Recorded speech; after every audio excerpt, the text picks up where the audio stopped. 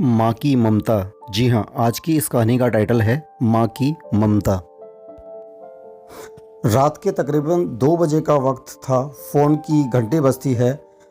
25 साल का दीपक नींद से जागता है। खुश होकर फ़ोन को रिसीव करता है। खुश इसलिए होता है क्योंकि उसकी नई गर्लफ्रेंड बिना टाइम देखे कभी भी उसको फ़ोन कर देती है। पर जब दूसरी तरफ से आवाज़ आती है, जन्मदिन मुबारक हो बेटा, आज तुम पूरे 26 साल के हो गए हो, मैं बहुत खुश हूँ। माँ की आवाज़ सुनते ही दीपक के चेहरे पर गुस्से के भाव आ जाते हैं। वो गुस्से में बोलता है, माँ तुम्हें समझ नहीं आता क्या? इतनी सी बात के लिए मेरी नींद खराब कर दी। ये बात तो तुम मुझे सुबह भी बता सकती थी। इतना कहकर उसने फ़ोन काट दिया। दोबारा से फ़ोन की घंटी बजती है। दीपक फ़ोन उठाता है और अब की बार फ़ोन पर पापा होते हैं। तो दीपक इस बार आराम से बात करता है। थैंक यू पापा, आपने मुझे बर्थडे विश करने के लिए फ़ोन किया इतनी रात को। पापा कहते हैं, बेटा मैंने तुम्हें मुबारकबाद देने के लिए नहीं बल्कि ये बताने के लिए फ़ोन किया है कि तुम्हारी माँ पागल है। वो जो पिछले 1 महीने से मुझे हर दिन तेरा जन्मदिन याद दिलाती आ रही है।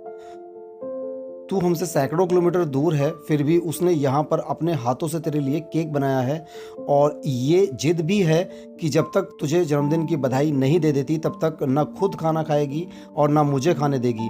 दीपक ये सब ध्यान से सुन रहा था और उसे ये महसूस भी हो रहा था कि उसने अपनी माँ के साथ कितना गलत व्यवहार किया था।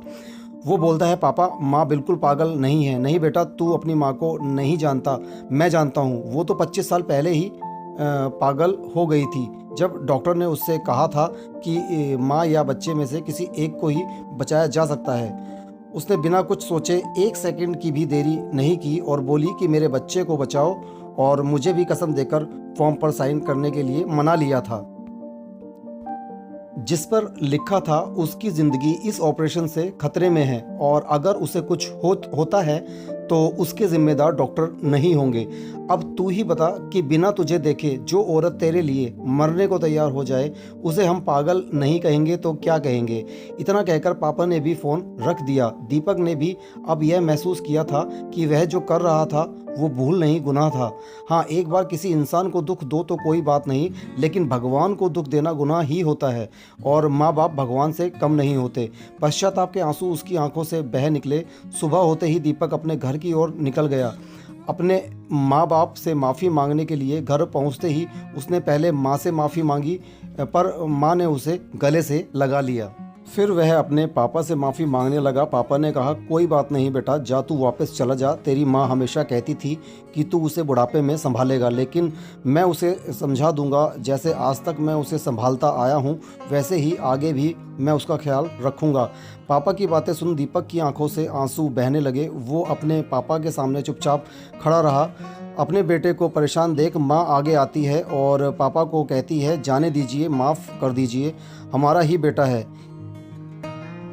इसीलिए माँ की ममता का मोल ना कोई लगा पाया है ना कोई लगा पाएगा। 9 महीने प्रसव की पीड़ा सहन करके हमें नई ज़िंदगी नई दुनिया में लाने वाली माँ ही हमारी हर गलती को माफ़ कर सकती है। दोस्तों, अगर आपको हमारी ये कहानी अच्छी लगी तो आप ऐसी ही कहानियों को सुनने के लिए हमारे चैनल को सब्सक्राइब कर लें। तो मिलते हैं दोस्तों फिर किसी और दिन किसी नई कहानी के साथ। तब तक के लिए नमस्कार।